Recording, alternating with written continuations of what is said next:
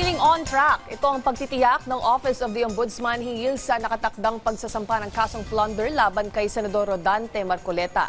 Samantala, patuloy naman ang pag-usad ng investigasyon sa dalawang kongresista na posibleng lumabag sa Anti-Graft and Corrupt Practices Act. Si Rod Lagusad sa detalye. Well, seems to be on track. Ito ang sinabi ni Assistant Ombudsman Nico Clavano pagdating sa paghahain ng kasong plunder laban kay Senator Rodante Marcoleta. Ito'y kasunod na rin ng una ng inanunsyo ni Ombudsman Jesus Crispin Rimulya noong Lunes na ngayong linggo ay maghahain ng kaso ang Office of the Ombudsman. Pagdating sa punan na sobra ang ihahaing kasong plunder na walang piyansa, paliwanag ni Clavano. When we look at the case, they will comprise of indirect bribery on each count.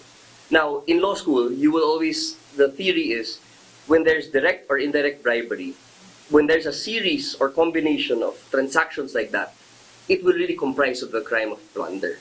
Dagdag ni Clavano, pagdating sa ill-gotten wealth, hindi kinakailangan na ito ay public funds. Maaarian niya namang galing ito sa private fund na ibinigay dahil sa posisyong hinahawakan ng isang individual. Ayon kay Clavano, hindi pa idineklara ang naturang pondo. If you look at the statement of assets and liabilities of the senator, it will double kung isama mo yung 75 million. No? So to accept an amount that will double your net worth is significant enough for you to declare either in your SOSE or your SALN.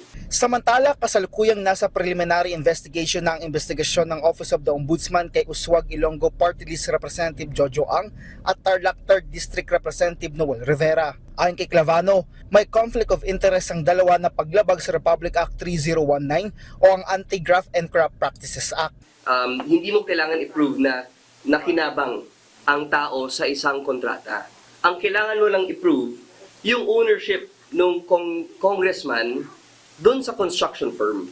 At yun na yung conflict of interest na tinatawag. Paliwanag ni Clavano, bawal magkaroon ng construction firm ang isang mambabatas, lalo't may impluwensya ito sa budget. Kaugnay nito, bilang bahagi ng due process, pasasagutin ng dalawang mambabatas. Anya, masusundan pa ang mga aakyat sa preliminary investigation mula sa kanilang fact-finding. Habang pagdating naman sa affidavit ng 8 dating bagmen at bodyguard ni dating ako Bicol Representative Saldico na humarap sa Office of the Ombudsman, ayon kay Clavano, sa kasalukuyan ay nagkakaroon ng pagkaantala dahil hindi pa ito napipirmahan. Anya, naiintindihan nila na kinakailangan pa itong ma-review ng kanilang abogadong si Attorney Levy Baligod na hindi kasama ng mga ex-bagmen kapag pumupunta sa Office of the Ombudsman dahil na rin sa iba pa nitong mga engagement. Since June 20, nung binigay na namin yung affidavits or yung draft affidavits kay Attorney Levy Baligod, he seems to be delaying the signatures of the 18 Marines.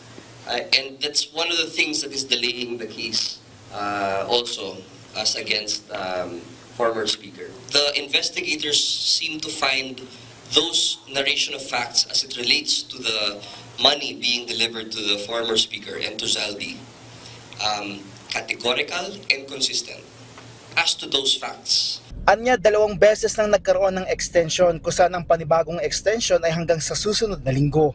Ayon kay Clavano, may kukunin sila sa mga ito pagdating sa kaso laban kay dating House Speaker Martin Romualdez at dating ako Bicol Representative Saldico.